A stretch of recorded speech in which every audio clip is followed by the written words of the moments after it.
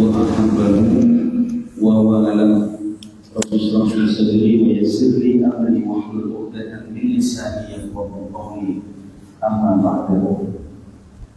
Dan saya sangat berhati, saya muliakan para kiai, para alim, para ulama, para guru, tuan guru, takmir masjid yang baru saja dikenalkan, Bapak penyuluh, ketua penyuluh, juga para imam, semua yang saya hormati, para sepuh, kata orang Jawa para rawuh yang hadir di majelis subuh, sholat jamaah subuh Masjid Raya Singkawang ini, kota Singkawang yang dimuliakan Allah SWT. Pertama-tama mari bersama merasakan nikmatnya Allah pada pagi hari ini, bahwa kita masih diberi kesehatan.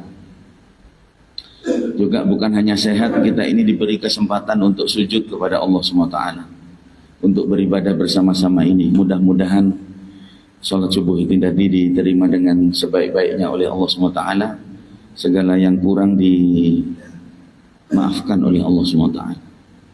Yang kedua, tak lupa saya mengajak panjenengan semua untuk senantiasa bersolawat kepada Nabi Muhammad SAW. Bisa jadi yang bisa kita harapkan, yang bisa kita tunggu-tunggu, bukan amal kita, tapi syafaat Rasulullah SAW ini. Mudah-mudahan tidak henti-henti setiap hari. Panjenengan semua, khusus jamaah Masjid Singkawang ini, Masjid Raya ini, sehari-hari bersolawat kepada Nabi Muhammad SAW.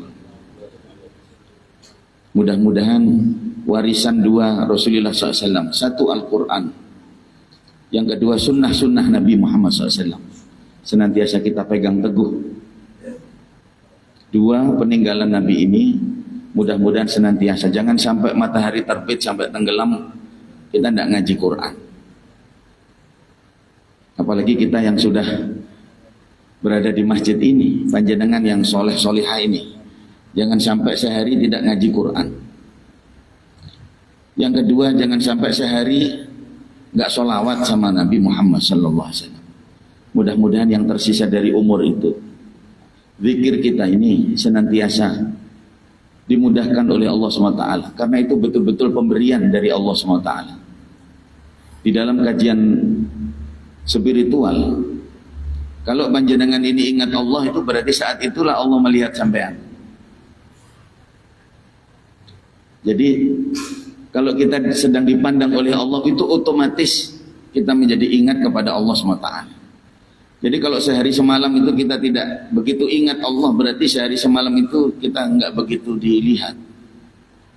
Bukan berarti dia tidak ngurus, tapi rahmatnya hari itu tidak sebanyak pada saat dalam satu hari kita senantiasa diingatkan oleh Allah SWT.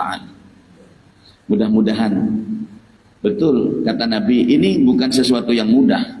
Zikir itu bukan mudah. Zikir itu adalah pemberian. Sebab itu ijazahnya Nabi Muhammad SAW kepada Sayyidina Mu'ad bin Jabal. Ini salah satu sahabat besar kecintaan Nabi. Beliau menyampaikan, ya Mu'ad, inni uhibbuk.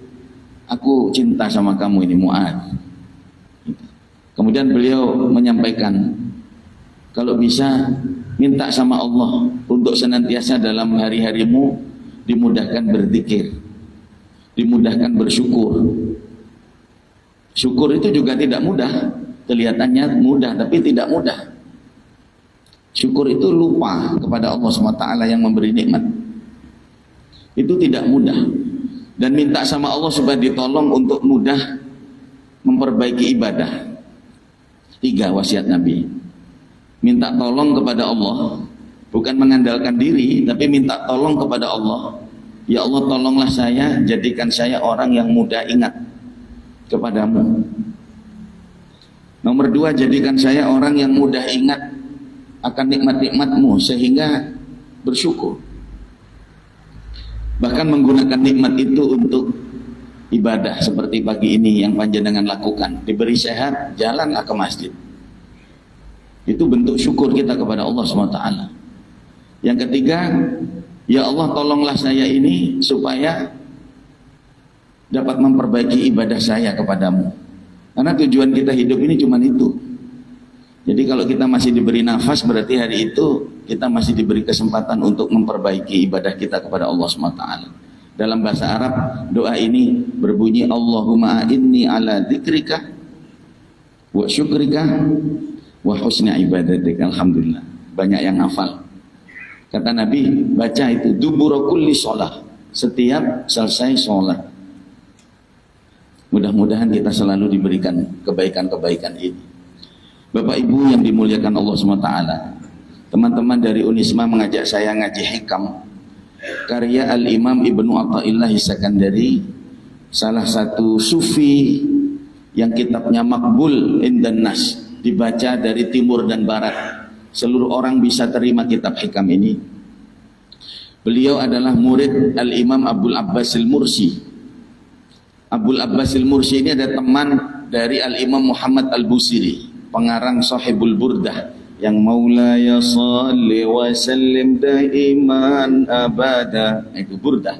Itu punya teman namanya Al-Imam Abul Abbas Al-Mursi, makamnya juga bersebelahan di Alexandria di Kairo itu.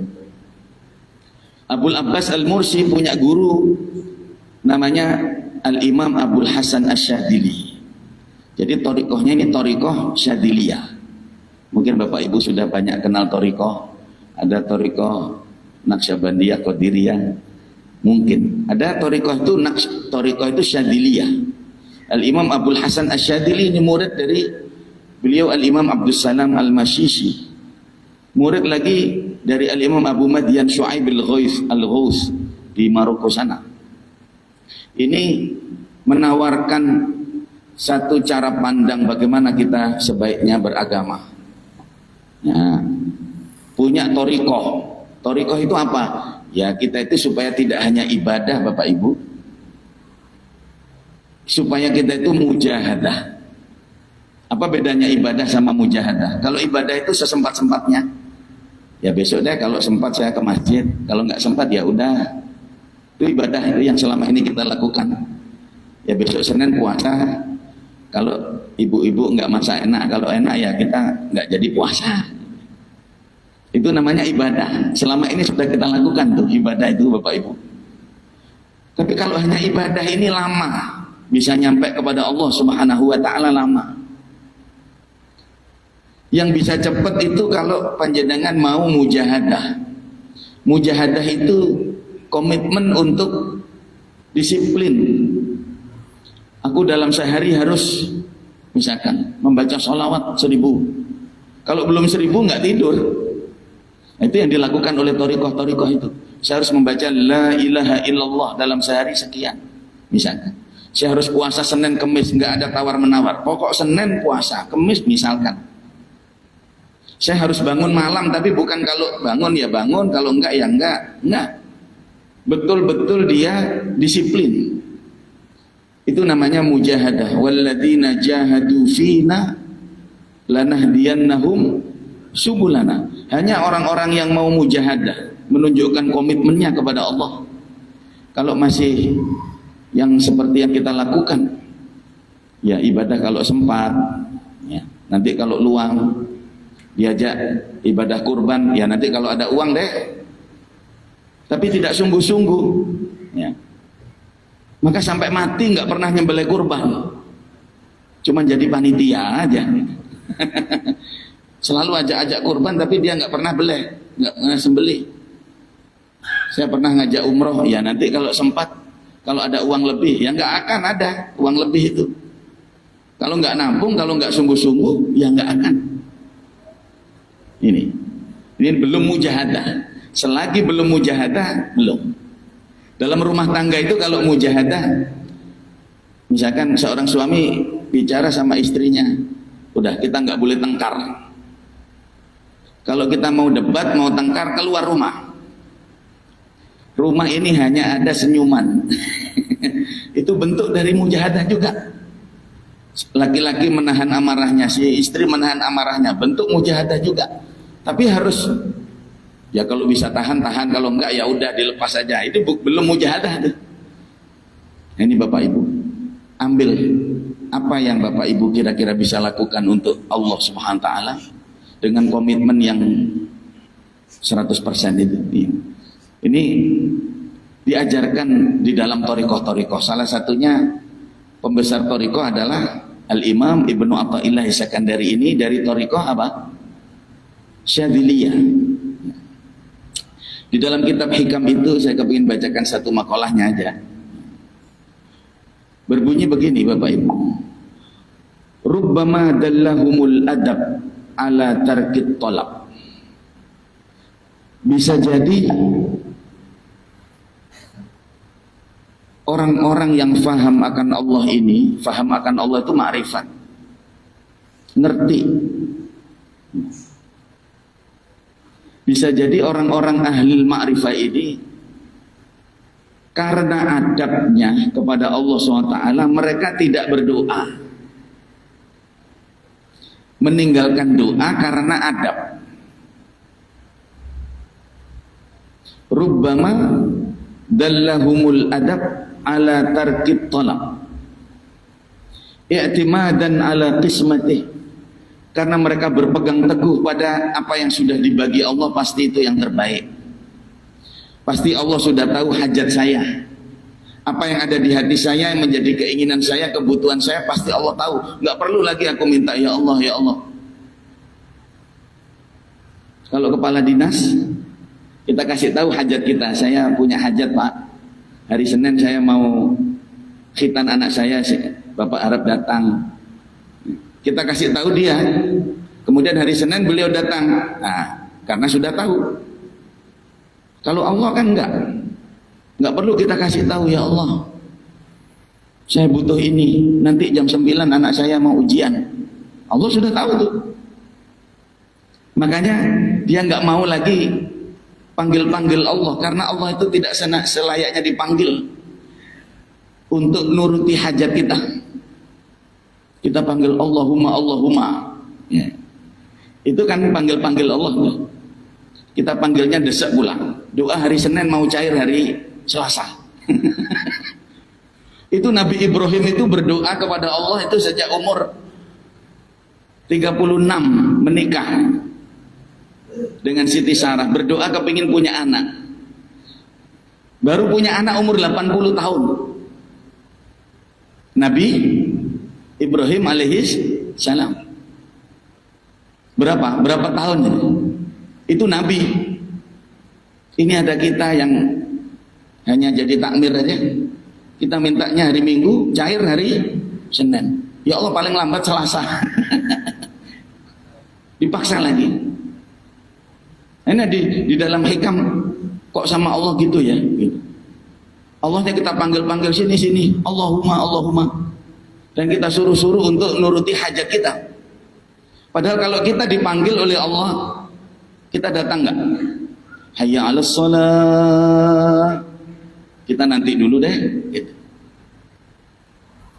Siapa yang jadi Tuhan, siapa yang jadi hamba nih? Pertanyaannya. Makanya rubbama dallahumul adab ala tarkit talab. Bisa jadi mereka enggak berdoa itu bukan karena kok hamba enggak berdoa, bukan. Karena dia tahu kalau masalah hajatku, apalagi hajat dunia, udah selesai Bapak Ibu. Takdir kita ini sudah selesai. Sampean yang sudah umur 50 nggak usah nunggu kaya lagi, ya udah begitu itu dah kayaknya kira-kira. Sudah sodako aja nggak usah nunggu kaya. Ini sudah umur 50, 60 masih mau rintis usaha. Kapan ibadahnya? Sudah. Masih belum terus. Kapan sudahnya? Kapan nafsunya mutmainnah? Nafsu ini bergejolak terus Bapak Ibu. Kalau hajat itu dikabulkan, muncul hajat baru. Ada orang kepingin naik haji, ya Allah haji. Sudah haji, bukan alhamdulillah. Di sana itu punya list 100 permintaan yang baru.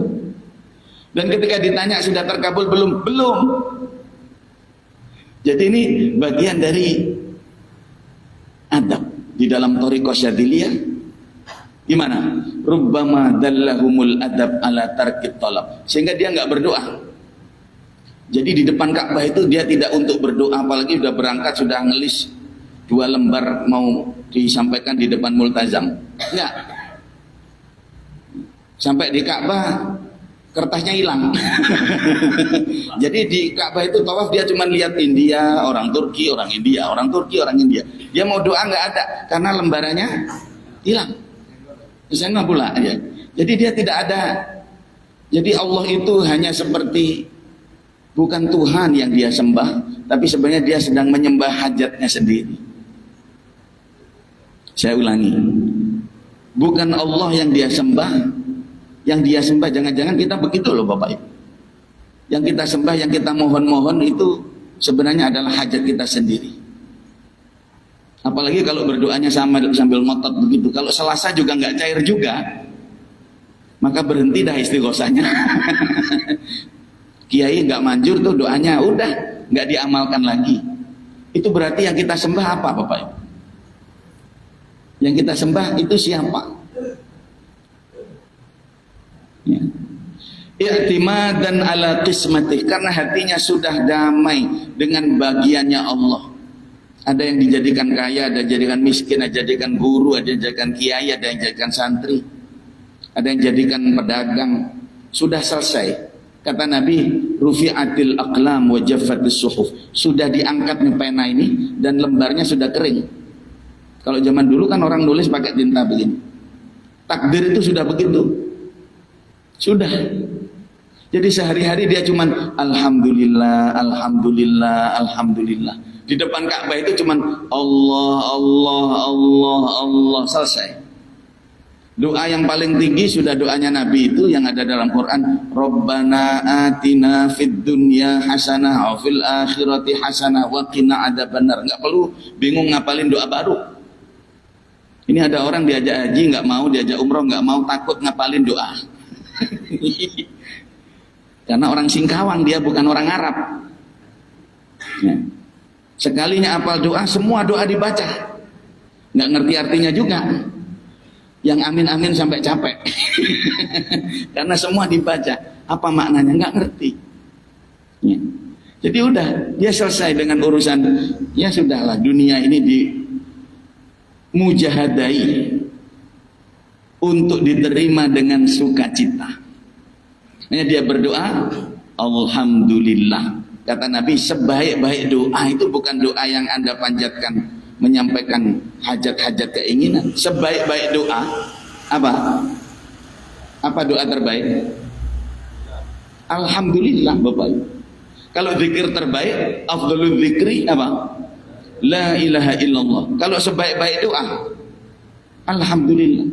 Sehari-hari ada hujan, alhamdulillah. Tidak hujan, alhamdulillah. Ini kan enggak nih. Sementara ini kebanyakan manusia kalau hujan, hujan. Kalau dikasih terang kok nggak hujan-hujan. Buka usaha, tokonya nggak ada yang datang, sepi. Mengeluh dia. Kalau rame pun mengeluh. Capek, pelanggan nggak dirti. Dikasih rumah sempit mengeluh juga. Aku kalau kumpul-kumpul nggak bisa karena rumahku sempit. Dikasih rumah besar, capek bersih-bersih. Terus mau apa? Ini keluh kesah sepanjang hari. Sepanjang hari. Ini banyak calon-calon dokter yang masih keluh kesah Bapak Ibu di sini. Duh ujiannya, duh nggak tidur. Masya Allah, banyak orang yang nggak mendapatkan nikmat seperti antum. Mau jadi dokter setengah mati. Jangankan dokter. Ini alhamdulillah. Jadi hidupnya itu sudah jadi penuhi dengan rasa syukur. Maka dia sebaik-baik doa. Dari 100 permintaan itu, banyak yang belum dikabulkan Allah. Tapi bukan yang belum yang diurus, yang sudah dikabulkan apa? Alhamdulillah, alhamdulillah. Karena kalau ngurus yang belum terus Bapak Ibu. Nggak akan habis. Kalau dikabulkan satu hajat, maka akan muncul hajat baru, hajat baru, hajat baru.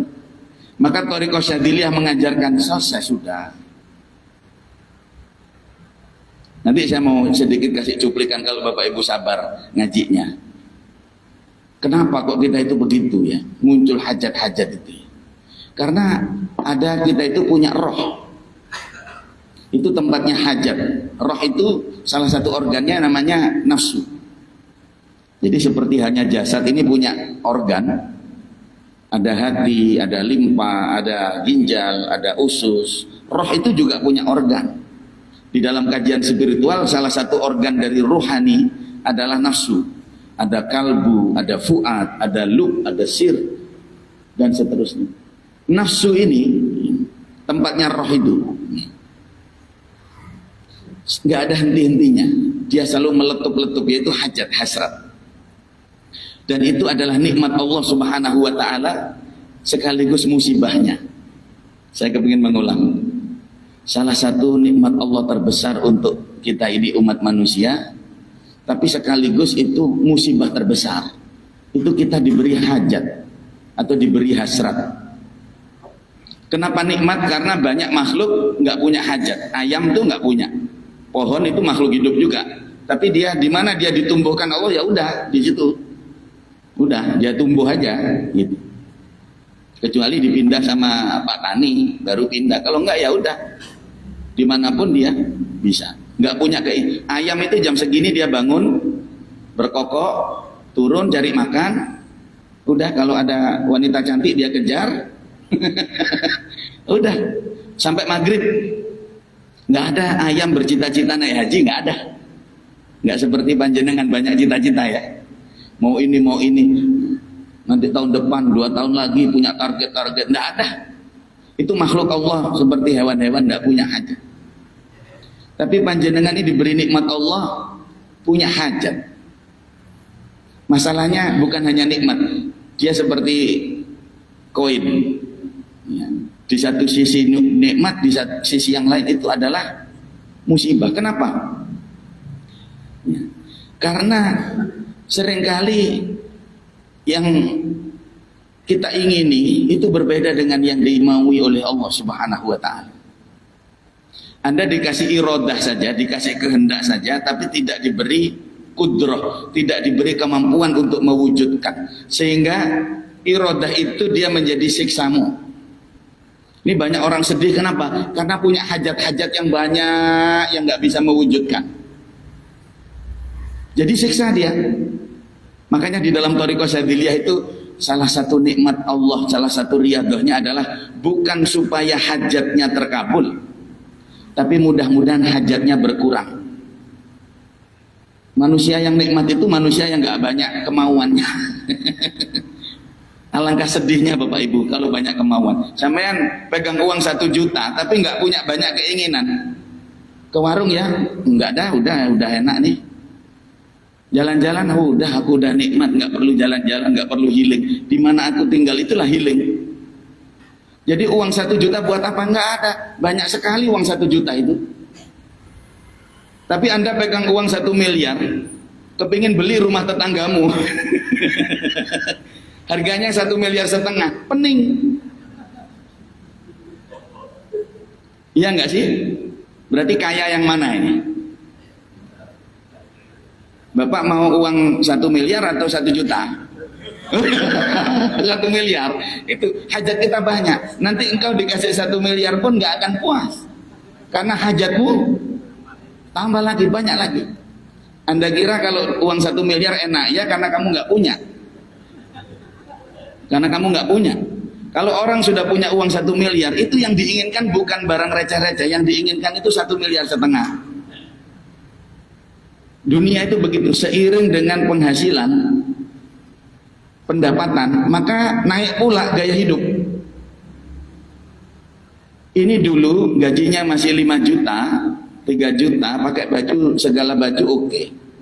Tapi sekarang gaji sudah 20 juta, itu baju kalau enggak yang kain halus, gatel. Dan itu enggak dibuat-buat, betul ruang-ruang merah juga keluar gatal-gatal. Itu dunia sifatnya begitu. Sehingga subhanallah, dulu ketika belum kaya itu naik mobil udah, mobil apapun jadi dah, angkot-angkot oke.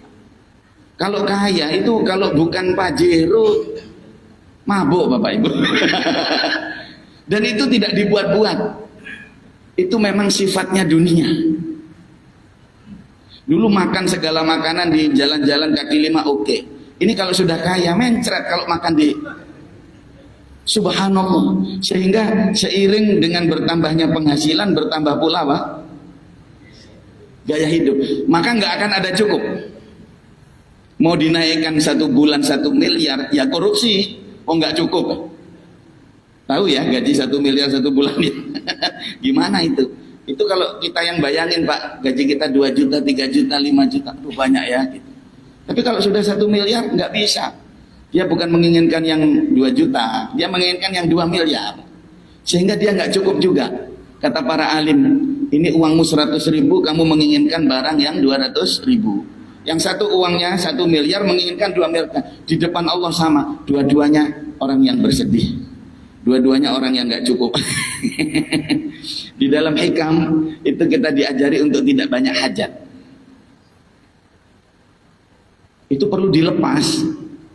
Karena kenikmatan dunia itu ketika sampean tidak banyak apa? Kemauan. Sholat duha supaya apa? Supaya lancar rezeki. Nanti sudah sholat duha saya mulai perawan sampai jadi janda. Mulai perjaka sampai jadi duda kok nggak kaya-kaya. Bingung. Mana nih sholat duha ini?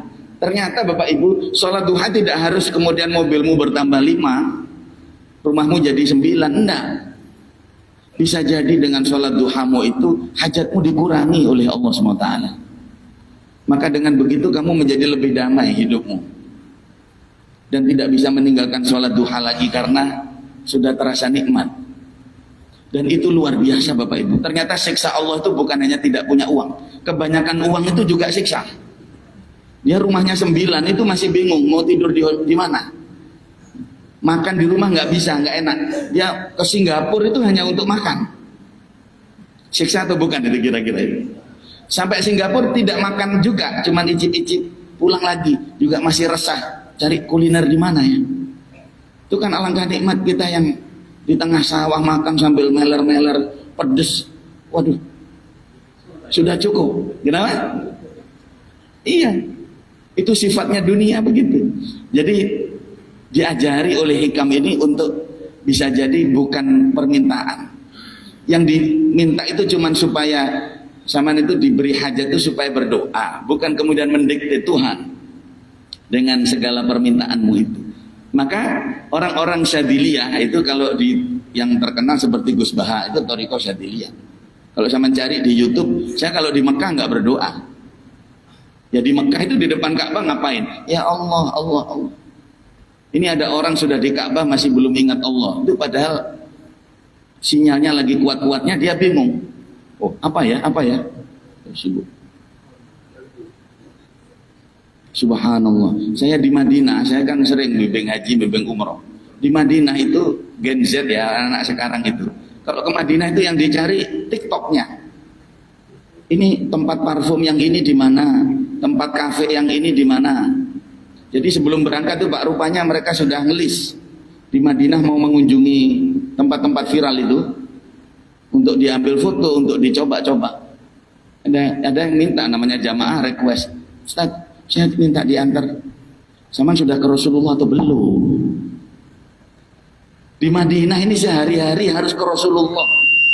Baru nanti mau cari kopi boleh, mau cari apapun boleh. Karena nggak ada sinyal itu tadi Bapak Ibu. Jadi sudah sampai sana masih nggak ada sinyal juga. Ini bukan masalah sinyalnya yang nggak ada. Ini bisa jadi wifi-nya belum kamu aktifkan. Wifi-nya belum kamu hidupkan. Bukan karena apa? Sinyalnya yang nggak ada. Bisa jadi memang kamu masih mode pesawat. Jadi belum ada sambung dengan Allah SWT. Nah ini gimana? I'timadan ala masyiati, karena dia sudah ridho dengan apa yang dikehendaki Allah. Bapak Ibu, kenapa kok kita itu punya hajat-hajat yang seringkali berbeda dengan Allah? Nanti kamu dikasih istri yang ini, kepingin istri yang tidak begini. Kenapa ya? Nah itu bentuk dari ketiadaannya Allah di dalam diri. Masih belum terima dengan Allah SWT bahwa segalanya ini sudah ditetapkan Allah, bahwa kita itu hamba, dia majikan. Jadi kita harus nurut, bukan dia yang harus nurut kita. Kalau doa kan dia yang harus nurut kita kan. Sudah punya istri, istrinya pun didoain, ya Allah ubah dia, ubah dia, ubah. Ada di sini yang mendoakan istrinya berubah atau suaminya berubah. Nah, Tuhan disuruh nanti kalau berubah betul bahaya Pak. Jadi dia disuruh nurut kita. Seharusnya kan kita nurut dia. Siapa yang hamba, siapa yang majikannya siapa? Siapa yang budaknya, siapa majikan? Ini majikan kita panggil-panggil dengan begitu. Nah, ini dianggap di dalam Thariqah Syadziliyah bagian dari ketiadaan adab kepada Allah SWT. Jadi bukan berdoa begitu. Tapi apa? I'timadan ala qismatih. Ya sudah, apa yang dibagi Allah ini terbaiklah. Dosa besar bagi orang-orang seperti antum ini, ahli ibadah ini, bukan berzina, membunuh orang, bukan Pak. Di dalam thariqah ini, mengeluh itu loh dosa besar. Hidup penuh keluh kesah itu dosa besar. Nabi Idris alaihissalam itu punya, diturunkan kepadanya lauh atau lembaran-lembaran suhuf. Itu salah satu isinya adalah dosa besar kepada Allah itu menggerutu atas kehidupan. Kenapa? Karena sama aja dengan ngomong gini sama Allah, ya Allah, engkau tidak becus ngurus aku. Coba, orang mengeluh itu kan begitu. Kok gini, kok gini, kok gini. Hujan mengeluh, panas mengeluh. Dia menggerutu atas hidup. Itu berarti dia mengatakan, karena Allah itu kan yang dilihat hati. Kalau kita yang dilihat raga, Allah yang dilihat hati. Hatimu yang begitu itu seakan-akan berkata kepada Allah, engkau tidak beres. Halo? Itu dosa besar. Mengalahkan dosanya zina, membunuh dan lain-lain bagi orang-orang yang meniti jalan spiritual. Jadi sehari-hari itu dia menerima Allah. Dan kalau kita belum menerima Allah, ya kita belum diterima. Kalau kita minta ridho, kan kita sendiri nggak ridho sama Allah. Padahal Allah itu selalu, kata Nabi, kama tadinu tudan, sebagaimana perbuatanmu, dia akan memberimu balasan. Jadi kalau kamu datang ketika dipanggil Allah, maka dia akan datang saat engkau panggil. Kan begitu kan? Nah kalau kita tunda-tunda, maka jangan salahkan Allah. Kalau hari Selasa, Rabu, Kamis juga nggak cair-cair. Karena kan kita suka tunda-tunda juga. Ada makalahnya yang terakhir itu tadi, terusan dari makalah ini. I'timadan ala qismatih. Dia sudah selesai dengan pembagiannya dan kita tinggal menerima dengan sukacita. Wastighalan bidzikrihi an mas'alati. Dan lebih banyak menghabiskan waktu untuk berzikir daripada meminta. Ada hadis Nabi, apa yang disampaikan oleh Al-Imam Ibnu Athaillah ini persis dengan apa yang disampaikan Rasulullah SAW. Kata Nabi dalam hadis qudsi, man syaghalahu dzikri an mas'alati, barang siapa yang sibuk berzikir sampai enggak sempat doa. Jadi waktunya habis dibuat ya Allah, ya Allah, ya Allah untuk ingat sampai lupa hajat-hajatnya. A'taituhu afdhala ma u'tiyas sa'ili. Maka dia akan aku beri dengan pemberian yang lebih baik daripada pemberianku kepada yang minta-minta. Itu hadis qudsi. Karena segalanya ini sudah ya. Bahkan doa itu adalah untuk berzikir sebenarnya. Doa itu bukan untuk pengabulan hajat. Di dalam thariqah Syadziliyah disebut gimana itu? Kasidahnya itu. Qad kafani ilmu rabbi. Sudah cukuplah ilmunya Allah atasku. Jadi apa yang aku perlukan ini pasti dia udah ngerti. Min du'ai wa ikhtiyari, bahkan aku nggak perlu berdoa, nggak perlu ikhtiar, karena sudah selesai. Sebenarnya hakikatnya du'ai wa ibtihali, ya. Saya ini berdoa angkat tangan begini, Allahumma ya Allah. Ini hanya syahidun li biftiqari, hanya untuk menunjukkan kalau saya fakir aja, bukan untuk supaya dia begini, supaya dia begitu. Tuhan kok diperintah-perintah di dalam thariqah Syadziliyah. Jadi waktu lebih banyak dihabiskan untuk berzikir dibanding memanjakan hasrat, keinginan yang tidak pernah puas. Saya akan akhiri kuliah subuh ini karena sudah terang. dengan sedikit aja cuplikan kajian roh ya, sedikit. Kenapa? Ini kaitannya dengan hajat-hajat ini Bapak. Kenapa kok panjenengan ini hajatnya banyak sekali dan seringkali tidak puas dengan apa yang diberikan Allah? Itu supaya tahu. Sebab roh itu asal muasalnya dari Allah. Jadi Allah itu menciptakan dunia itu berlapis-lapis, disebut sebagai 7 langit. Itu maksudnya adalah bukan langit yang kelihatan, itu 7 dimensi. Sab'as samawat wal ard, itu 7 dimensi. Dimensi yang paling rendah ini dimensi kita, ini dimensi materi ya, jasad ini ya. Ketika sudah ada tanah, sudah ada udara, sudah ada air, kemudian Allah bikin panjenengan, bikin manusia. Nah, ditanya asal usul manusia terbuat dari apa?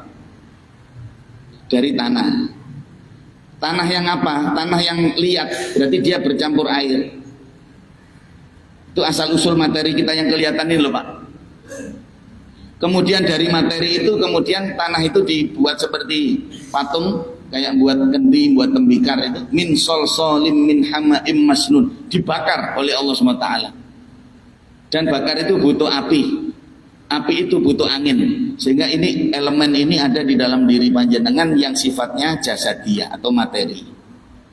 Jadi ibarat roti, bahannya apa buat roti? Ada tepung, gula, telur, jadikan adonan jadi roti. Itulah manusia jasadnya, dibuat dari tanah, dicampur air, campur api, dicampur angin. Jadi jasadnya Nabi Adam.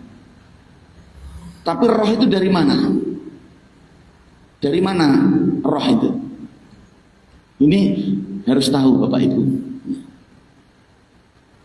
Nanti ketika mati itu jasad akan kembali kepada tanah.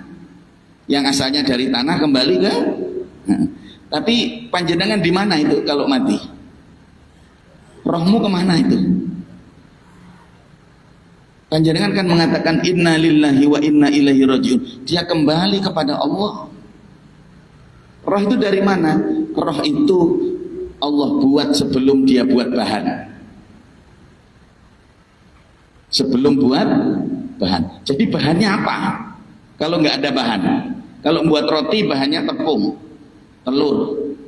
Buat jasadnya Nabi Adam bahannya tanah, air. Ya. Kalau roh terbuat dari apa? Belum ada bahan. Maka para alim menyebut ini hanya untuk mendekatkan pemahaman. Itu diambilkan dari Allah itu sendiri, roh itu. Hanya disebut sebagai unsur paling ilahiyah di dalam dirimu itu adalah rohmu. Makanya nanti kembali kepada Allah. Karena dirimu itu ada bagian yang sifatnya ketuhanan, maka kamu membawa sifat-sifat Tuhan.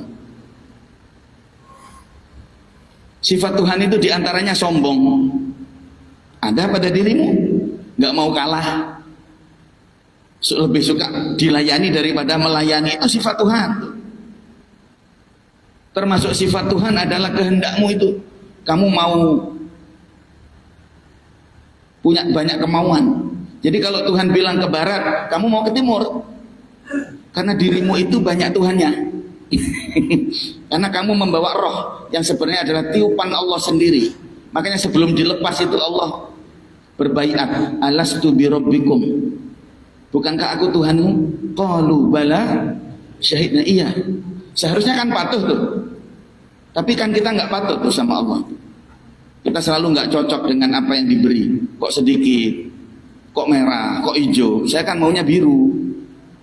Karena engkau itu sebenarnya Tuhan. Ada ketuhanan di dalam dirimu. Makanya zikirmu yang terbaik apa?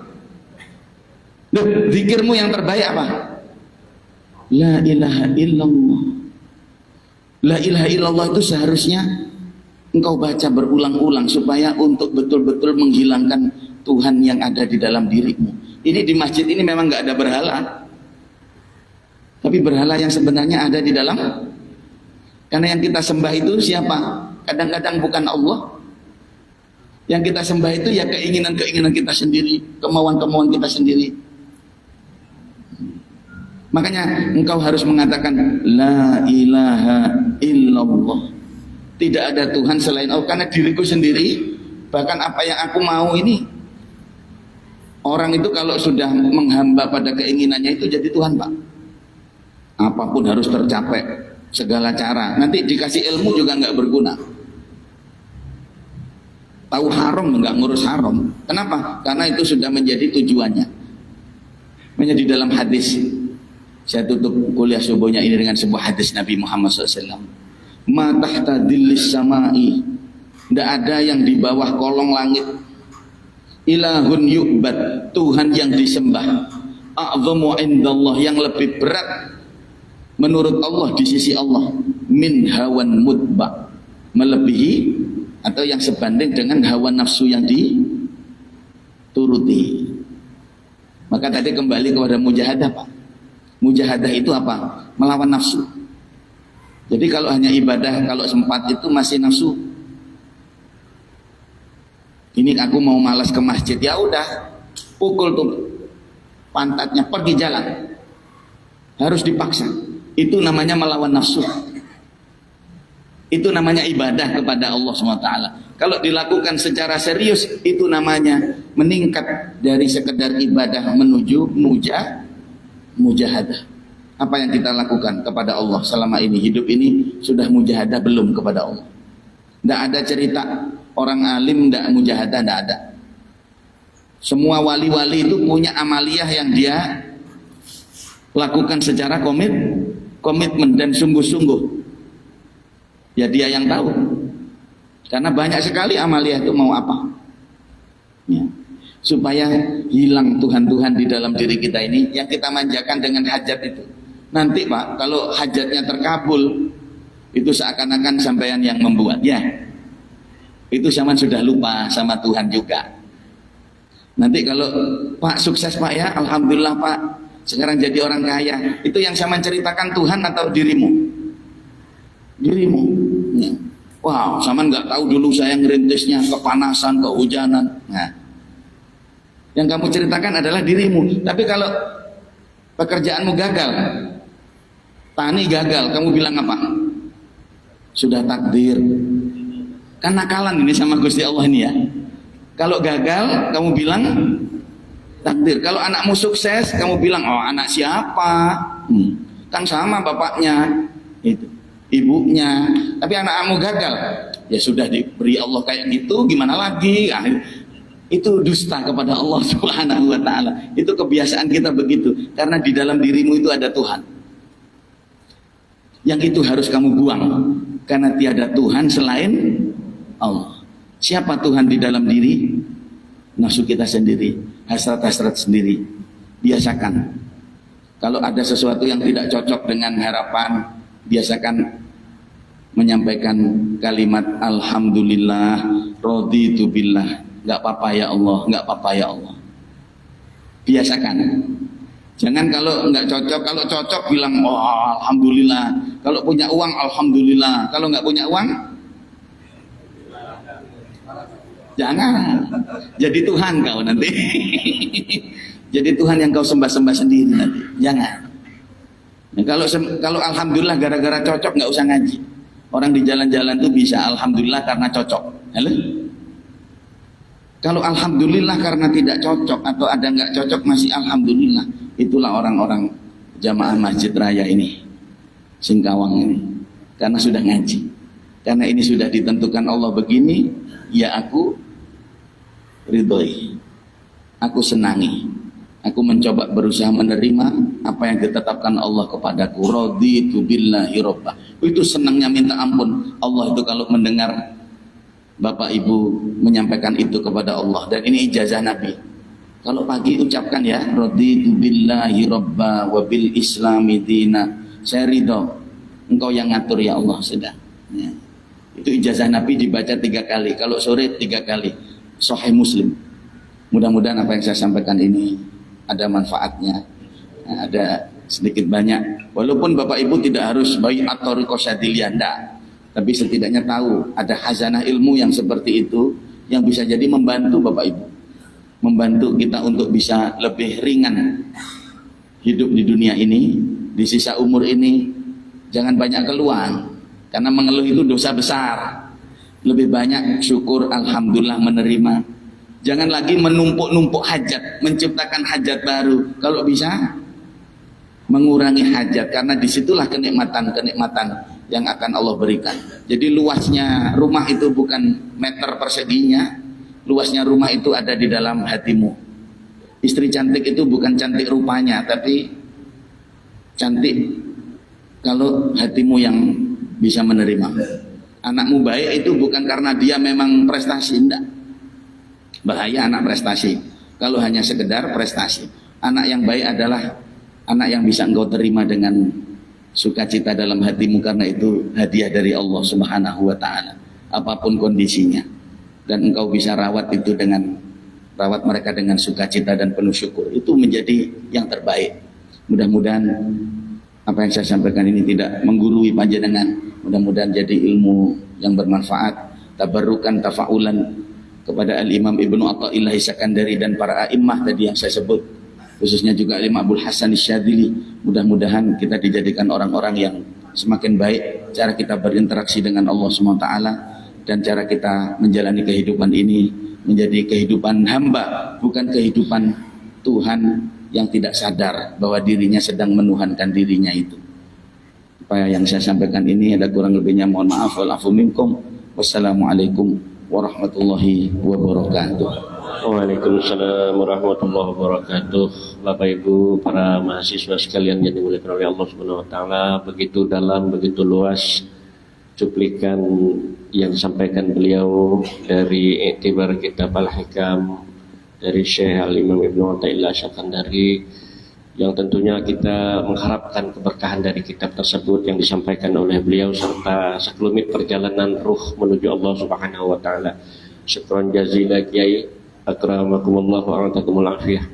Mudah-mudahan kita diberikan kekuatan iman untuk bisa menyikapi diri kita, kemudian untuk bisa mempraktekkan, mengejawantahkan dalam kehidupan kita sehari-hari. Amin amin ya rabbal alamin. Terima kasih atas berdiam sejenaknya Bapak Ibu sekalian untuk kegiatan acara ini. Mudah-mudahan diberikan bermanfaat untuk sahabat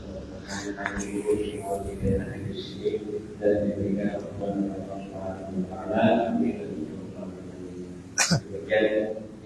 Kami sampaikan kepada ibu sekalian, dan kami berharap pada ibu sekalian yang datang berburu dari kita dengan beliau